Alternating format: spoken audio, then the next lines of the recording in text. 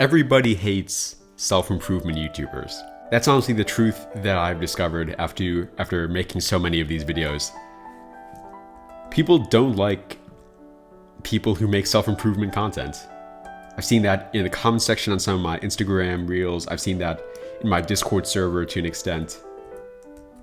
And I was thinking, why is that? Why do people not like self-improvement YouTubers?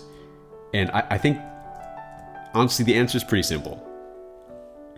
Because they're cringe. Self-improvement YouTubers are cringe.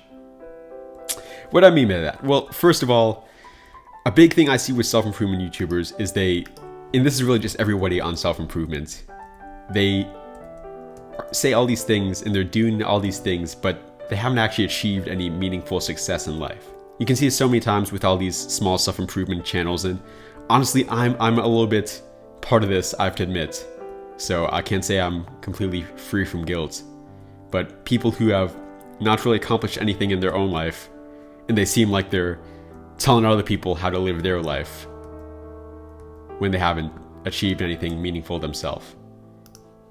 And yeah, I can see why you'd be upset with that, because it's pretty cringe if you literally haven't done anything meaningful in your own life and you're already trying to teach people how to live their life as well. So what's the solution to this? I mean, should we just stop making self-improvement content? I think the big thing, if you're a self-improvement content creator, is that you have to focus on things that you do have expertise in. And this is really for all YouTubers. It's advice anyone can gain from. You have to talk about something that you know, that you already have accomplished. You can't make a video about how to read more books if you have never read a book in your life.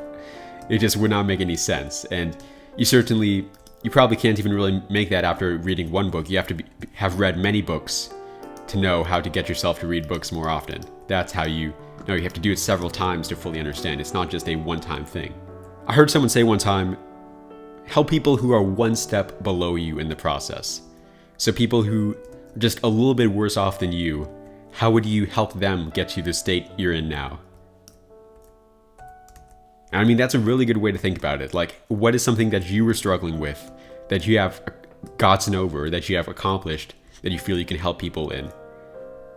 I think a good example of this from my life is social interactions. I used to really hate talking to new people, and I'm still not amazing at it, but I've grown like tremendously in that area. I've gotten so much better at doing that. I can't tell you how to be like a master communicator, but I can tell you how to talk to more people if you are a little bit shy or if you don't have the best social skills. Another big thing I see people hating on about self-improvement YouTubers, and really everyone on self-improvement, is when they act like they are better than someone else. We all know this. We've seen people who start going to the gym or start doing something, quote, productive, and they think they're better than everybody else.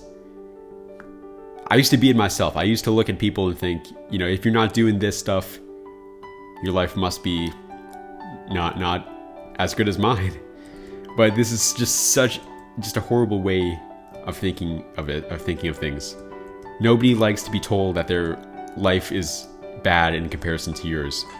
These self-improvement YouTubers need to take a tip from Kendrick Lamar and be humble, because sure, they might be doing some more productive activities than most people do, but they're not geniuses. They're not just like amazing people. Sure, they've made it their mission to improve themselves, but that doesn't mean that they're infinitely better than everyone else who isn't.